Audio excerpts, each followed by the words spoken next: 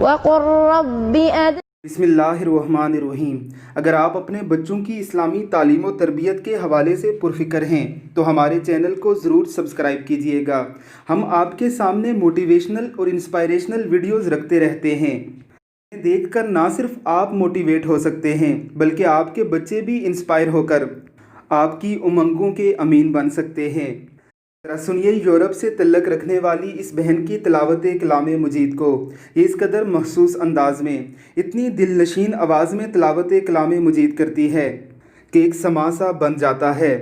دل خشیت الہی سے لرز جاتے ہیں اور ایمان بڑھ جاتا ہے۔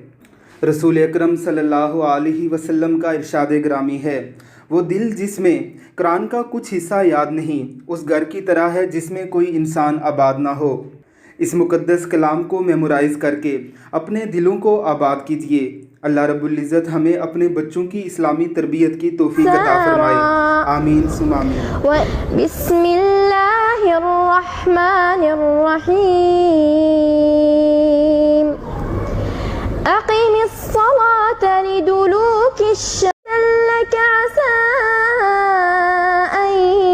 يبعثك ربك مقاما محمودا وقل رب أدخلني مدخل صدق وأخرجني مخرج صدق واجعل لي من لدنك سلطانا نصيرا وقل جاء الحق وزهق الباطل إن الباطل كان زهوقا